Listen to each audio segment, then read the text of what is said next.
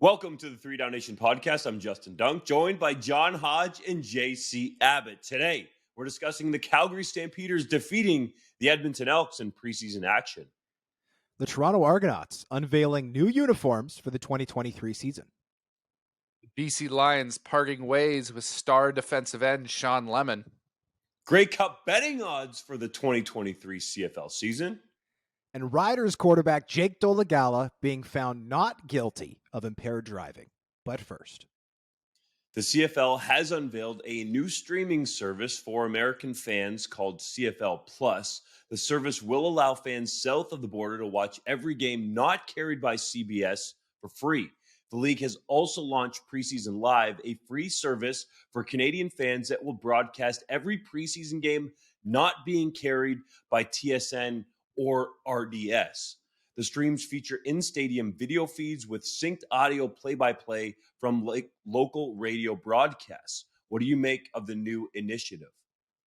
Let's start off with the Canadian side. So we watched that preseason game through CFL.ca. I know a lot of people did on Twitter as well, judging by the responses on social media. I thought the broadcast was fantastic. There were a few snafus with the audio where multiple channels would be running at the same time. There was one kind of awkward transition back from commercial where the video didn't keep up. But aside from a couple of small technical snafus, first of all, you can't argue with free, right? I'm a born and bred Winnipegger. Free is my favorite thing, okay? You can't argue with free. And for a free broadcast, it was fantastic. I also really enjoyed the commentary from Mark Stevens, veteran Hall of Fame broadcaster.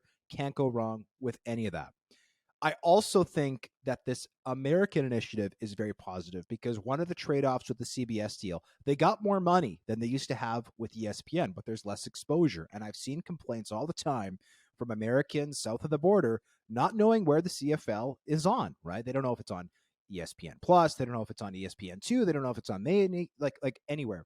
Now they know every game is going to be either on CBS, which is paid, or most of the games, more than half anyway, are going to be free through the CFL's new app. And what this is going to do is give the CFL, not just in Canada with the preseason broadcast, but also down south, it's going to give them millions of data points about which teams, which players, CFL fans down south, and to an extent, the preseason CFL fans in Canada want to see. They'll know how long these people are watching for, what like margin of scores are they watching? When do they turn off the game? Is it when the game is 17-0 or 10-0?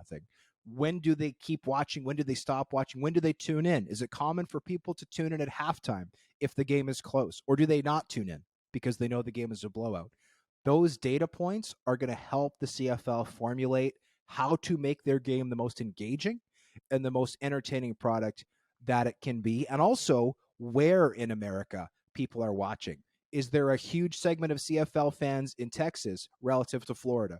Or is Florida a surprise CFL hotbed relative to Massachusetts or Oklahoma or California? Those are data points that will be valuable for the CFL when they negotiate their next TV deal south of the border. My negative with this, boys, is that this is about 5 years too late. This is an initiative that the CFL should have taken on sooner.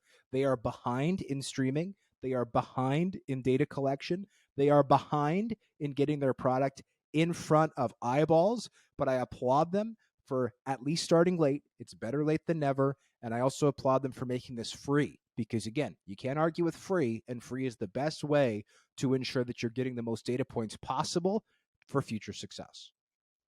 Yeah, I've seen some people critique the free aspect, and I think there is maybe some merit to that. There is difficulty, I think, sometimes when you give someone a product for free to then ask them next year or 2 years down the line to say, okay, now that same service is worth $20 a year or $50 a year, whatever it ends up being. I don't think it's going to be free forever.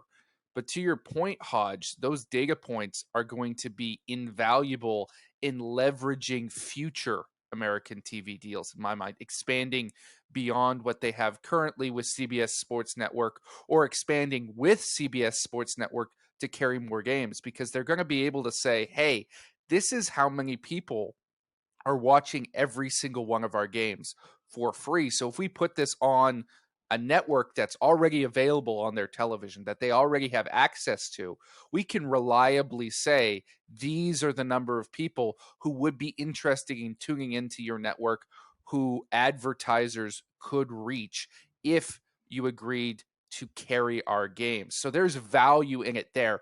For me, I think it's less of a long-term streaming play as it is a test market for future American television, because it's going to be a little bit difficult in the American market, I think, to give something for free in this streaming capacity and then begin charging money, especially when there's no strong ties there with teams. I think potentially in the future, we could see this develop maybe after the TSN deal expires in a few years, see this knowledge go to work for a Canadian streaming service where you could pay to watch all CFL games. I think that would truly be fantastic and a real step forward for the league. It's not free in the sense that data collection these days, guys, is worth big money. And we're talking millions, if not billions of dollars. Now, I'm not saying the CFL is going to be able to profit that much like a Google or Facebook, let's say. But when you go to type something into Google, everybody thinks being on the internet is free. You know, that's after you pay your provider. But you type something into Google and you get the response that you want, or you find what you're looking for. Well, Google has made oodles of money on people's data, collecting people's data and using that to make money. So the CFL, yes, they're giving the ability to people to watch these games for free, but that data collection is very important for the reasons that JC alluded to, and also creating a market. It could not just be only for going to United States broadcasters and saying, hey, we have this data here. We know there's a market that you could potentially tap into if you sign a broadcast deal with us. They could also go to companies in America or across North America and say, here, these are a pocket of people, or in this part of the country who are watching our CFL games. Do you want us to target them with advertising for your company? So the CFL is doing something smart here. I totally agree with Hodge. This is way, way, way too late. With the speed that the tech industry is moving in, with AI coming in so quickly, the CFL needs to be quicker on its feet. And I think Victor Cui understands that with what he built in Asia with one championship. So this data collection, although on the outside it looks like it's free, is actually very valuable to the CFL. Well, and I think by making it free, you're ensuring that you're going to get the largest amount of data possible. And we've talked about marketing on this podcast before.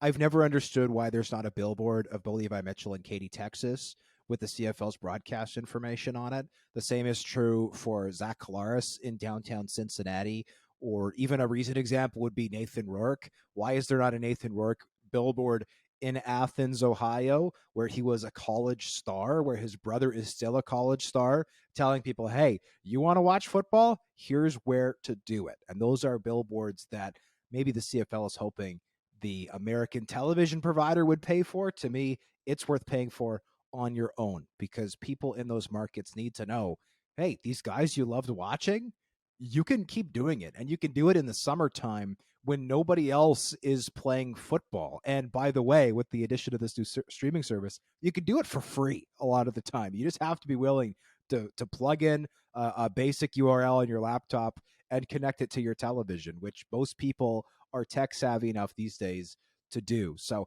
I think it's a positive step. It's a late step, but it is a better late than never step. And it's one that I'm excited to see. And by the way, I'll also say this. I think with the in-stadium video that's been shown and, you know, the syncing of radio broadcasting, maybe the future of, you know, I don't want to say NFL or really, really big market pro sports, but maybe the future of broadcasting Canadian sports, whether it's at the pro level or the amateur level, can be something more like that, right? Everyone's looking to cut costs. You know, Bell Media, TSN was supposed to show 3 preseason games, or 4 preseason games, I believe originally. It got chopped down to 2. I believe RDS is doing 1 French language game, which brings it to 3, but you know, they didn't say an official reason, but I think it's safe to speculate that it was cost cutting. Well, if we can get a product that looks like the one we saw, I really like the graphics that we saw that CFL put together Granted, their live stats don't work, and their new stat system is still broken. The game happened 48 hours ago. The stats are still not working on the website. They uploaded a PDF with the stats to the website. There are wrong stats on that PDF that I've seen, which is a whole separate issue that needs to get fixed. But with that being said, this is a situation where the CFL made a correct decision. They did the right thing, and I'm excited to see what comes of it. Not next year. I don't think this is something that's going to change the landscape for the CFL in 2024, but I do think that it's something that could change their landscape, say, in 2026 or 2028 as a long-term play. So I like that. Let's not give Bell Media too many ideas in terms of how to cut costs, Hodge, but to your point with the preseason games, I think it's the bare minimum that fans have been demanding for as long as I've been watching the CFL, to get all these games viewable to everybody. And the response has been overwhelmingly positive for that reason. And I hope it's something that continues. I don't want to see regular season broadcasts reduced to that level anytime soon. I think that would be a major step back for the league. But if we can see some, shoddy, sloppy preseason football streamed to our laptops, I'm very happy with that result. Well, I didn't think that. I mean, I'm not suggesting that TSN should have local radio broadcasts doing the play-by-play, but visually, do you think that the preseason broadcast was that much worse than a TSN broadcast? I didn't. It wasn't that much worse, but it was worse. I mean, admittedly, Hodge, I've probably watched a lot more streamed football than you have, because I'm a sucker for punishment who likes to watch the fourth Czech league and ridiculous things like that. So I've seen my fair share of bad streams. This was probably in the middle. I've seen European games that are streamed live that had better quality than the CFL preseason game. And that's not to say this was bad. I think it was perfectly acceptable. I just wouldn't want regular broadcasts to have that level of quality. I do think it's a step back. I've never worked in television. I'm just Joe Blow who watches sports. For me, as a total layperson in this area, I thought it looked good, but I'm open to someone more qualified. And Dunk, you have done a lot of broadcasting work, telling me I'm right or wrong. It was decent. It definitely wasn't national broadcast quality, but to be honest, Hodge, to your point, I was expecting a lot worse. So I thought it was solid. Some of the replays looked pretty good, but anytime in broadcast, when you're trying something new, you're never really going to know what it's like until you actually go on air. You can do all of the test runs and talk about it as much as you want, but until you go on air, there's stuff that just seems to pop up for whatever reason, whether it's audio, video, or anything of the like, that happens. So I thought overall there wasn't any major gaffes. It seemed like the stream was pretty quality, and you mentioned the audio issue off the top. They got that fixed. So it wasn't national broadcast quality, but it also wasn't super fuzzy where you're looking at the screen going, I don't know if that's Jake Mayer or Tommy Stevens or who's playing quarterback right now for the Stampeders. It was clear, which is what you can at least ask for at a bare minimum. I just think if you're going to talk about the CFL being a professional league, and that's what it is ultimately, because it pays the players to pay, plays the players to pay, that they pay the players to play. Did I get it right finally? They play that was almost like when JC tried to say Loyola. That was amazing. Oh my Don't make me say it again. Come on, JC. You've been practicing every day. It vexes me. They pay the players, they pay the coaches. It's supposed to be professional level. And these broadcasts, I think, need to be bumped up just even for the preseason streams. But it was solid. So I think the fact that it was out there and it was viewable was pretty good. Syncing it with the radio broadcast doesn't necessarily always work, because there's a different way that you broadcast a football game when people can't actually see it. But for what it is, I thought it was solid and definitely better than nothing. Well, and we'll see, depending on which stadium, right, the game is in, the feeds could look different. We're recording this on Wednesday. There are several preseason games to come that will be available for free on this service. So it's possible that some will look better, some will look worse. It depends largely on the in-house stadium feed. So remains to be seen. Maybe we'll see some ugly broadcasts or some even better broadcasts. That'd be great. We've talked a lot about the broadcast, boys. Now it's time to talk about the game. The Stampeders narrowly edged the Elks by a score of 29-24, though they were outgained by almost 200 yards. Edmonton sent almost all backups to Cowtown, while the Stamps started their number ones. Head coach Dave Dickinson told the media after the game that he was disappointed in his starters. Was that fair? I think it was absolutely fair. I thought Jake Mayer was the worst quarterback in that football game by a wide margin. And there was some bad quarterbacking in that football game from some of the backups. Now, he didn't get a large sample size. They didn't keep him in there to help him get out of the rut, but I think he was only 1 for 3 for 6 yards if the CFL's flawed late PDF stats page is to be believed. So, I mean, our last experience of Jake Mayer was him in the West semifinal against BC, just absolutely floundering and getting himself pulled in the fourth quarter of a game where they were within reasonable striking distance. That's our last experience with him. Now he's come out and he looked flat in that first quarter of this preseason game. To me, that's very concerning. And I was a big believer in Jake Mayer. I still am.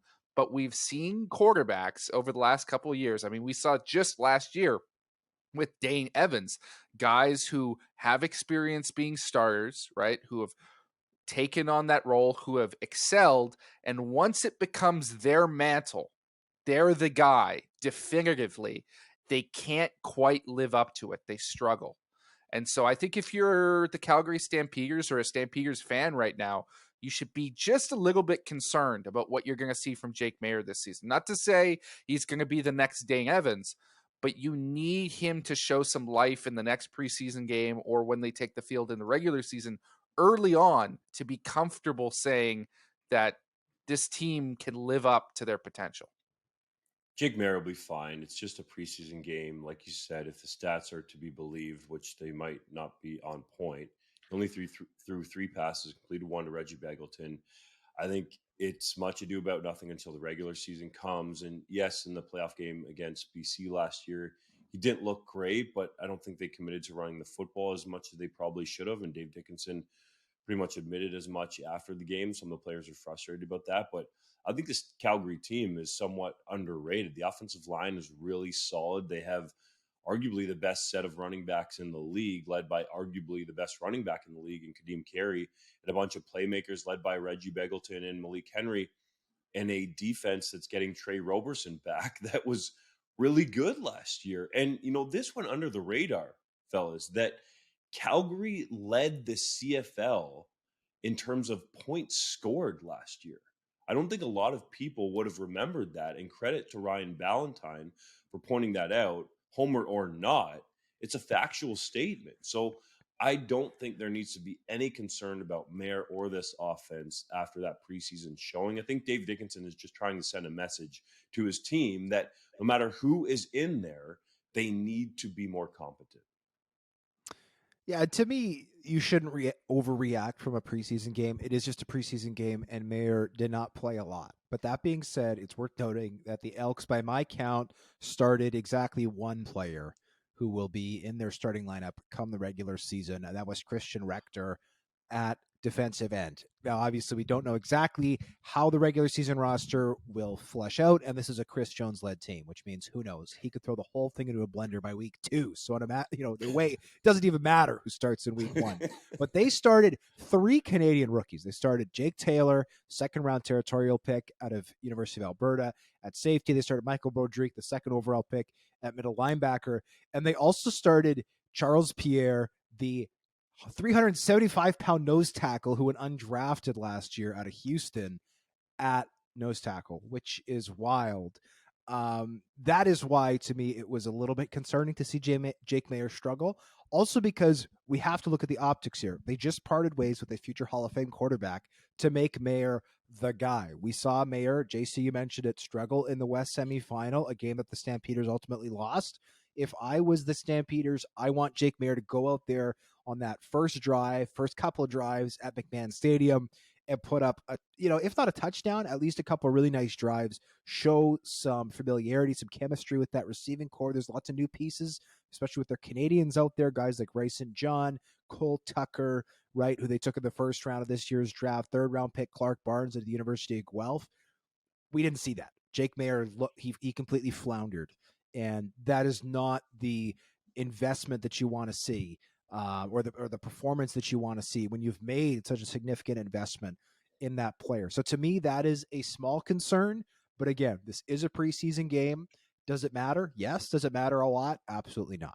You should not overreact, because I don't think that Jake Maier is going to look like that when the bullets start flying for real in the regular season.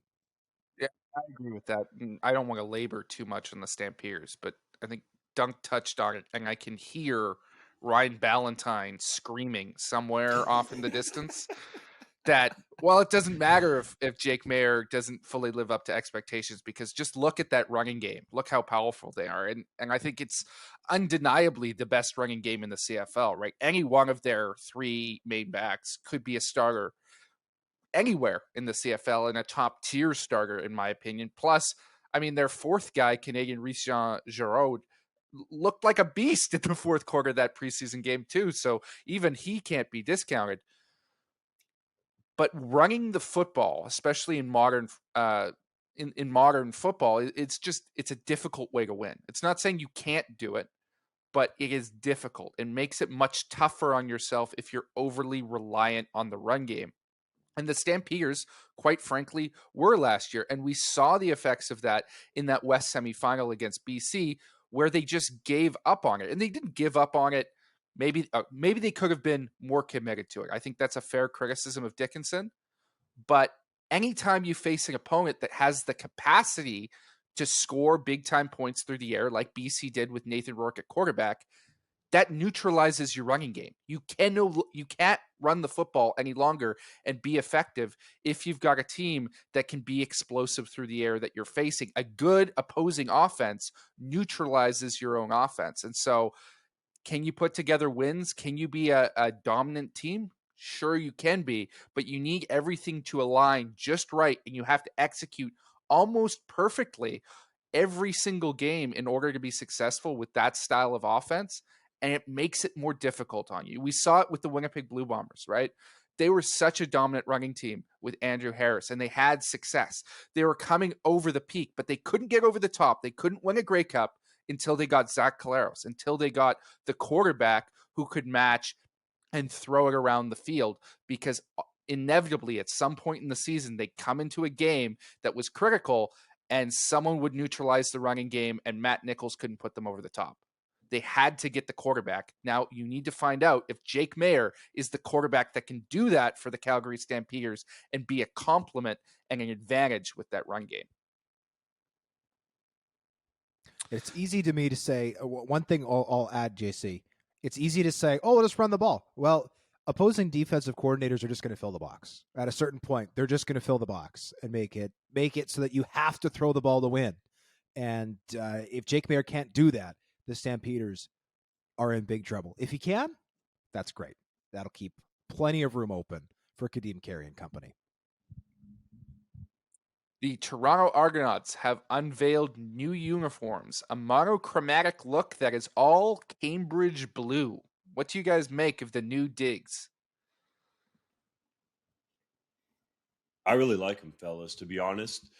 This look is very forward-thinking, and there are some people out there that will say, well, you're celebrating the 150th anniversary of the team. It should be a throwback uniform, but I really like the vision here. The only thing I don't love is, I guess, the oars on the shoulders. I kind of wish those were gone and just make these jerseys even cleaner. But that road look with the Cambridge blue helmet, white pants, and white jersey might just be a legitimate candidate for the number one spot in 3 Down Nation's uniform rankings. Those are super clean, look good, feel good, play good, boys. I love these new Argonauts jerseys way better than the ones that they had last year when they won the Grey Cup. I like that they've gone away from the navy blue. I'll never forget, this is about just over 10 years ago, having a conversation with somebody where they pointed out that 3/4 of the East Division wore navy blue. And in hindsight, that was pretty stupid, considering that this is, or at least at the time, was an 8-team league, and 3 of the teams in the same division were all wearing the same colors. So the Alouettes have doubled down on it, but the Bombers now in the West Division have gone to royal blue. And I love that the Argos are highlighting that Cambridge blue, because there isn't any other team in the league that wears that. And I like that we have that diversity. It keeps the games looking fresh. I remember back in the day when the Elks decided to wear green on the road when they would play in Saskatchewan, right? That led to a lot of jokes where it's like, oh, does every team in this league wear green? So I like that we have more diversity now.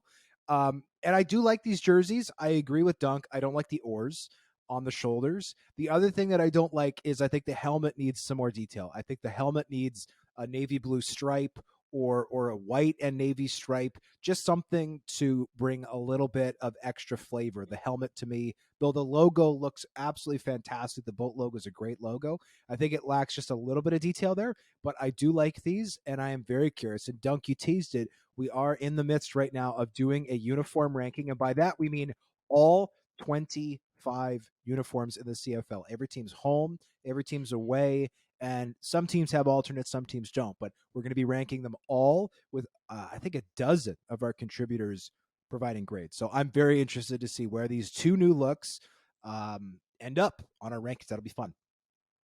I know where it ended up on my rankings, and that's damn near the bottom, because I absolutely loathe this new look. I do. I loathe it. Now, first of all, boys, you keep saying navy blue. That's not navy blue. It's Oxford blue. That's the color scheme. Was Oxford sorry, and that's very Cambridge different. blue. Sorry, yeah. And now I can appreciate the historical illusion of going back to the Cambridge blue look. I don't believe there was ever a point where they were fully just a block of Cambridge blue, but I can appreciate that effort. But I just hate the color. I really do. And I don't think a football team of grown men should go out there on the field wearing a color that looks like you should swaddle a newborn baby in a bassinet with. I just don't think that looks good at all. I think they look like little stuffed animals. I think it's soft. It's just not for me. Okay.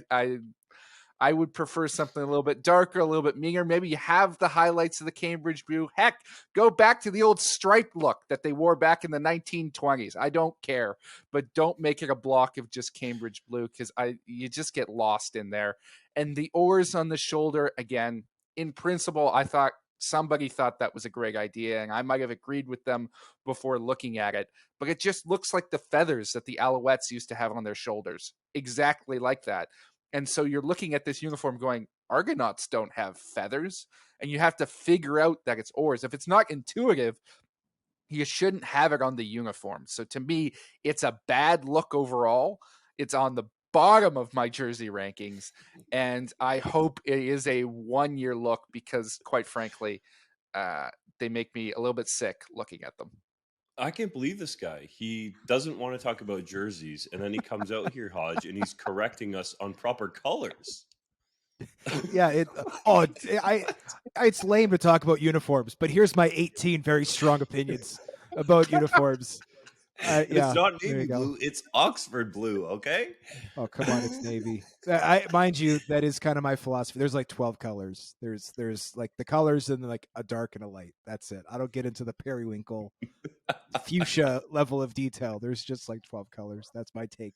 But no, I do like these.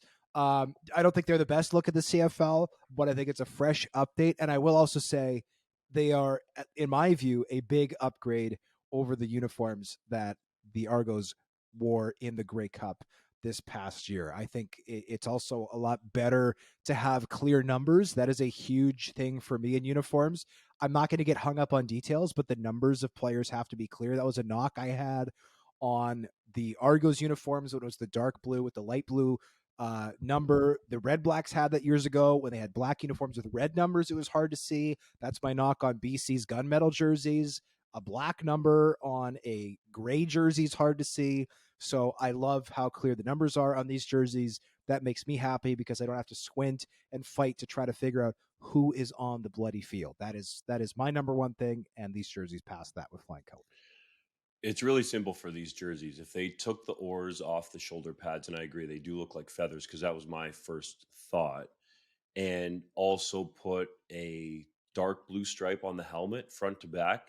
And these are far and away the best jerseys in the CFL. They look so clean and new. And I know there is some Tennessee Titans inspiration behind them. And I know some people in the CFL don't like people drawing ideas from especially NFL teams, but some of the Titans uniforms have looked really sharp, and they have a very similar color scheme to the Argos. And you can see it here, especially in the way that the numbers are done, are very similar to what the Titans do. And I love them overall. I know JC seems to think that this baby blue is soft, man, but when Chad Kelly is slinging that rock all over the field, if he can do it like he did in the double blue scrimmage in these jerseys, it is going to look so sweet, JC. I don't think you would know a good uniform color scheme if it hit you in the face, because you didn't even like BC's new uniforms. I don't like their new uniforms either. I'm a traditionalist. I like my old school uniforms. I like darker, strong colors. I like that sort of traditional look. I think some dark highlights here, a little bit more Oxford blue, gentlemen, on this uniform could go a long way to improving my opinion of it. But making it monochromatic with that light shade of blue, to me, it's calming. It's, it's a little bit gentle. It makes you want to rock to sleep. That's not what I want from a football team. But here's the thing. I've heard people say this. I also heard people say this when the Elks changed their name, and it's like, well, Elks aren't intimidating. Don't you want to intimidate the other team? It's like, if Shawn Oakman is playing nose tackle, I don't care what Shawn Oakman could be wearing a burlap sack, and I would still desperately not want to have to block him. So I do not care from an intimidation standpoint what anything looks like. It has any effect on the game whatsoever, right? Like the Argonauts are going to be as tough in these uniforms as they are in their old uniforms. They'd be tough if they literally went out there wearing diapers with little soothers. They'd still look as tough as they are. Exactly. But from an aesthetic fan point of view, I just don't think it's a good look. And I'm not saying you said that. That looks tough. I'm not saying you said that, but I did see a lot of that when the Elks name was announced, and I think it's pretty outrageous to think that an opposing offensive lineman's going to go, well, yeah, I have to block Jamin Pelly today, but the name of his team is the Elks, so therefore he's not intimidating at all. He'll be no problem to block because his team has a weak name. Like, no, that's silly and goofy. We got to get it out of here. Anyways, let's put JC on the record here. If Derrick Henry came running at you in Cambridge blue uniforms, would he look mean, and would you want to tackle him? I mean, I would be just as likely to tackle Derrick Henry in Cambridge blue as I would be in any other color, and that's not very likely. However, I would probably freeze into fright and get absolutely trucked. You should put that video on YouTube. We got him on the views record right there.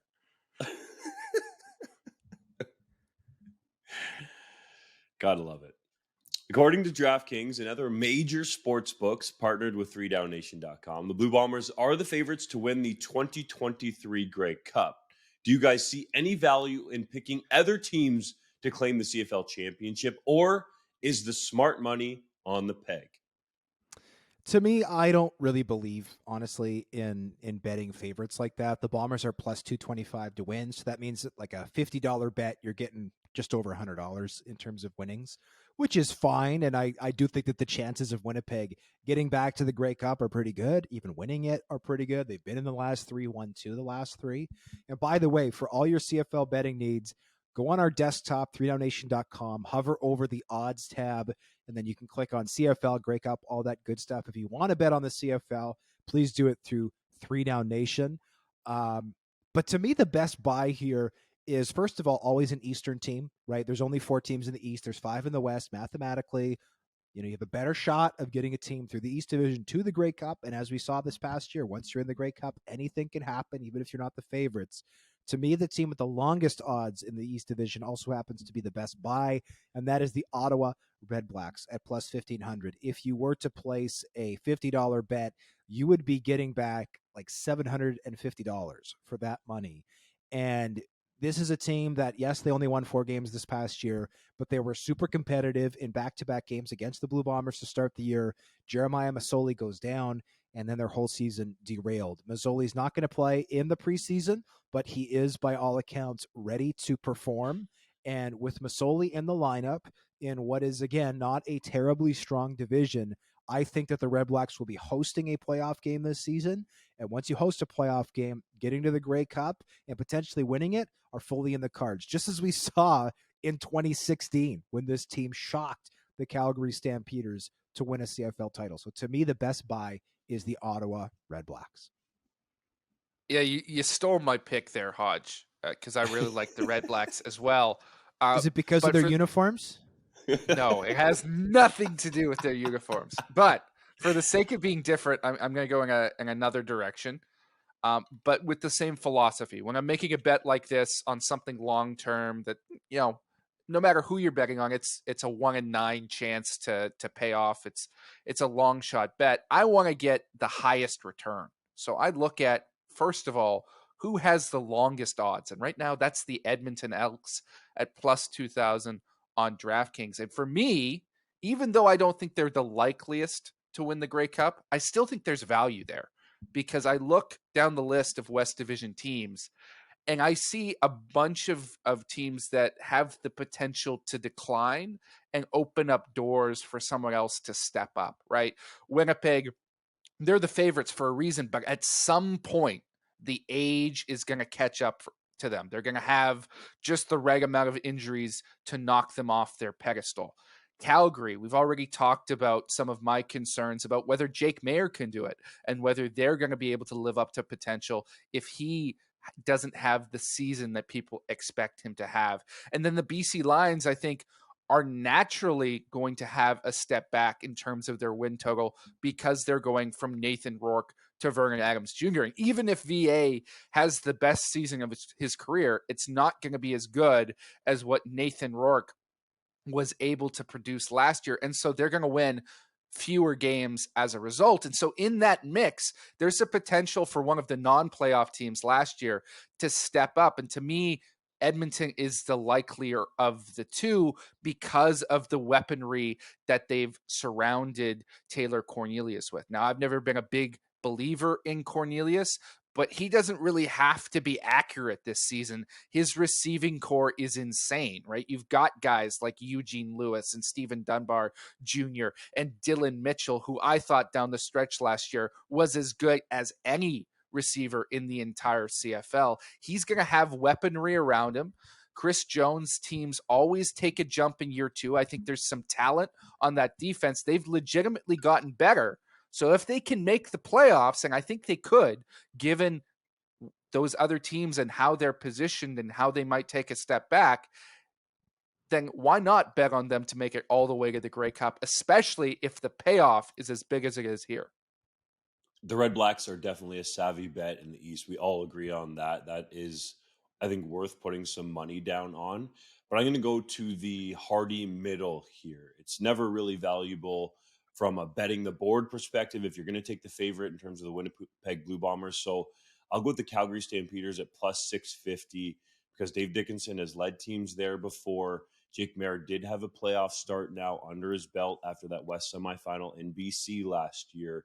And this team has some veterans on it that are really good, and I think that defense can be stout. And if Jake Maier plays solid football or even up to half of his potential, I think Calgary is a real dark horse, pardon the pun, team to win the Grey Cup coming out of that tough West Division. There were some people last year that thought that Calgary could pull an upset of the Winnipeg Blue Bombers because they played them so close. And in a couple of those games, the quarterback was Jake Maier. So I think he's ready for this moment. Now, this is not to say that this is me picking the Stampeders to win the Grey Cup. It's the team that I think has the most realistic value in terms of the betting aspect of this. So I think that's important for people to understand, that I don't want to speak for you guys, but I don't think either of you are out here saying the Red Blacks are going to win the Grey Cup either. But it's the best value bet. And when you're looking at betting, that's what you need to do with your money is find the best value. Bet the board, as the experts would say. The BC Lions have signed Canadian defensive end Jonathan Kongbo and, in a corresponding move, released reigning West Division most outstanding defensive player Shawn Lemon. Which is the bigger move, JC? The addition of Kongbo or the subtraction of Lemon? That's a tough one.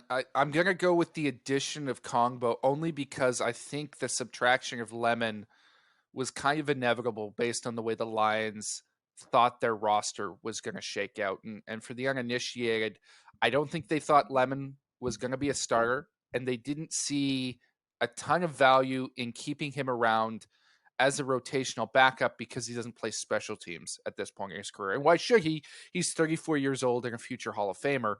I wouldn't put myself out on special teams either, and that's not his skill set, right? He's a tremendous pass rusher, but the Lions, the way they construct their roster, I think now with Kongbo, they can potentially go with 2 starting Canadian defensive ends, and the talent there is absolutely absurd, right? You've got Matthew Betts. He was excellent last year. David Menard, we all know, has been tremendous in a rotational role for a number of years, a guy who's just 2 seasons removed from being the East Division nominee for most outstanding Canadian with 9 sacks, and I think he had 7 last year as well. And then you've got your first-round pick, Francis Bemi Jr. You've got Jonathan Kongbo, who's coming back from the NFL, and you've got some solid depth backups and guys like Josh Archibald and Riley Pickett, who you've drafted in the last couple of years. And so now you have a team that's built not only to start 2 Canadian defensive ends potentially, but to have depth behind them. And I think that's the way that the Lions can sort of manipulate their ratio in order to get some other talented young Americans on the field. It's just really unfortunate for Shawn Lemon, who I think will find a spot probably after training camps or if there's an injury to a defensive end to start the season, because by all accounts, he was having a great camp with the Lions, and it's really just the way that they're going with the ratio. So I think he'll find a spot. I'm really intrigued to see, though, how Jonathan Kongbo will do with this team, as they've built up quite a stack, JC, as you know, of defensive linemen that have national passports. The interesting thing to me here is who will get Shawn Lemon. We know that the bridge with Calgary seemed to be burnt a little bit this last season. The Stampeders had the opportunity to retain Lemon. They decided not to, and he has burnt bridges elsewhere in the league. Shawn Lemon gives Kevin Glenn a run for his money in terms of how he has moved all around the CFL. That being said, the place where I think Shawn Lemon would be the best fit at this point, because he's not going to command a ton of money on the open market, given the teams have already spent a lot of their money for 2023, is right where I am, boys, in Winnipeg. Yes, Jackson Jeffcoat, yes, Willie Jefferson are the starters off the edge, but this is a team that traded away LB Mack this past season, who is an up-and-coming pass rusher. This is a team that, yes, they drafted Anthony Bennett out of Regina in the first round, but if you're looking for a rotational pass rusher who can help put you over the top, and we know Richie Hall loves to do all kinds of stuff with his defensive front, move Willie Jefferson inside on passing downs. Jackson Jeffcoat also has a bit of a history of getting hurt, missing a few games every year.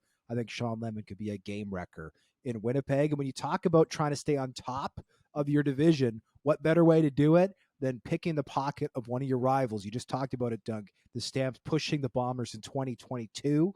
Well, you take their arguably best defensive player, put them with your group of veterans, all of a sudden the Bombers look all that more scary on the defensive side of the ball. So that's my pick as to where Lemon could potentially sign for this season. It's now time for Hodge's Heritage Moment. On this day in 2007, Terrence Edwards signed with the Winnipeg Blue Bombers following 2 quiet seasons with the Montreal Alouettes. The Georgia product exploded in his first year in blue and gold, making 80 receptions for 1,280 yards and 9 touchdowns. Edwards would go on to become one of the greatest receivers in Blue Bombers history, recording 469 receptions, 7,200 yards, and 46 scores over 7 seasons. he still ranks fourth in receptions, fourth in receiving yards, and tied for fifth in receiving touchdowns in the team's record book. Dunk, what do you remember about Terrence Edwards? He was a guy that could stretch the defense and really run any route in the playbook, but he did it in such a quiet way that I think his star could be even bigger if he was more of a personality. But he did it his own way, so I have respect for that. A very talented receiver who fit this league well. JC, do you remember Terrence Edwards playing? I know you're awfully young. Well, I have some memories of the tail end of his career. Again, like Dunk said, a guy who could really stretch the field, a deep threat who could score from anywhere. I think that was his true value, his ability to take the top off a defense. One thing I will say about Edwards is I thought there was a couple of years in the CFL where the two best receivers, period, were Jason Tucker and Terrence Edwards. And because they were two such quiet guys relative to some of the other stars in the league at the time, no disrespect to them, guys like Nick Lewis and Jamel Richardson, guys who, were fantastic, but just bigger personalities. Edwards and Tucker never got the respect that they maybe deserved, just because, again, they weren't those big, huge personalities who loved the spotlight like some other guys did. Let's get to the 3-minute drill. Edmonton Elks receiver Dylan Mitchell has stated his goal for this season, and it's to reach 2,000 yards. We're talking Alan Pitts territory. Do you think he even has a chance to do it? With all due respect to Mitchell, who I think is very good, no, he is not going to hit 2,000 yards this season. That goal, give the man credit for shooting high, but that is not realistic. Former Montreal Alouettes defensive lineman turned WWE star, superstar Billy Graham passed away at 79. Did you ever see him wrestle? I think he was retired before I was even born, but I've heard very impressive things from people I know who love wrestling more than I do. It's very cool to see guys from the CFL go into the wrestling ring and have success. We all know so many big names, Dwayne "The Rock" Johnson, Roman Reigns, to name just a few recent stars that I could actually remember. But it goes back all the way to the days of superstar Billy Graham as well.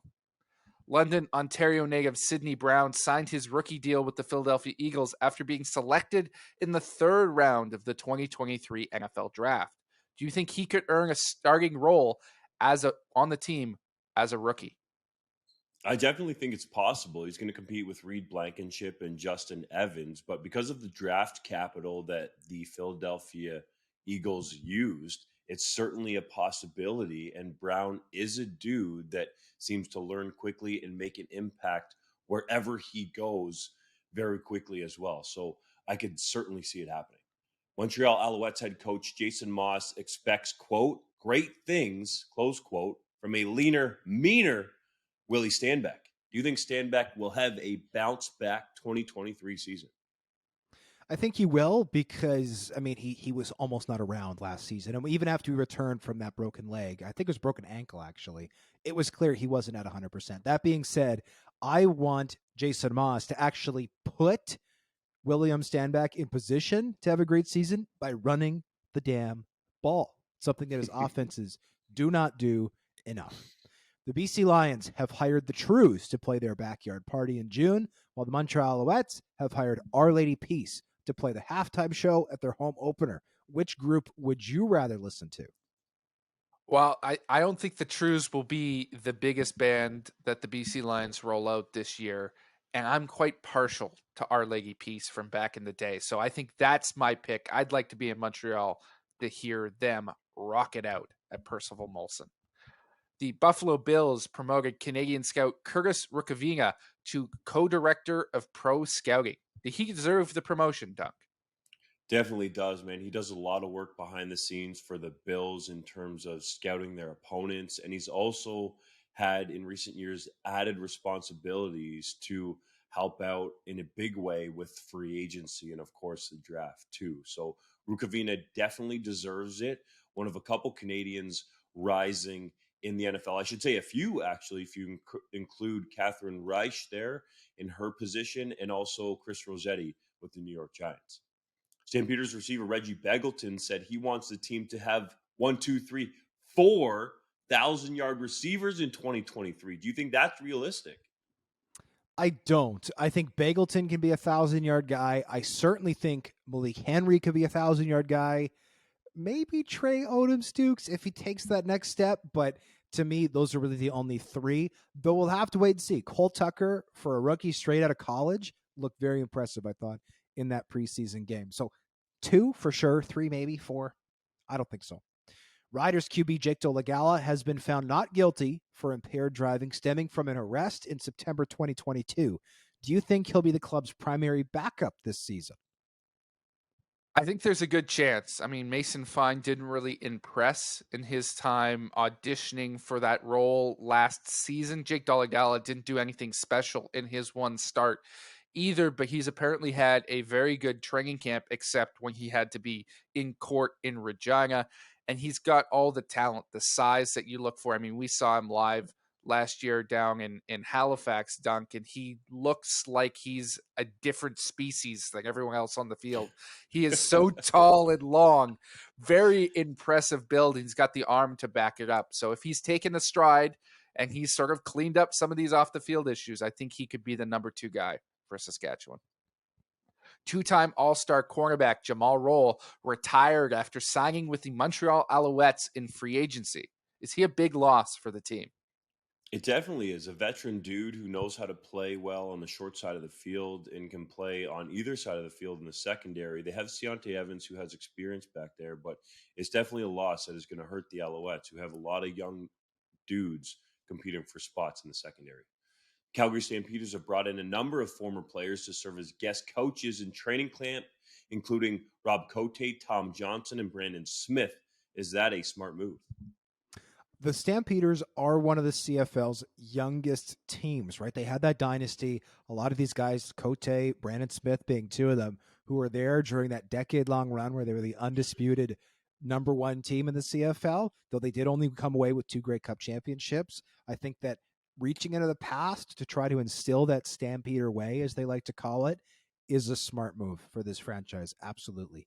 Cody Fajardo will not play Montreal's first preseason game against the Ottawa Redblacks. Is that a smart move for the Owls?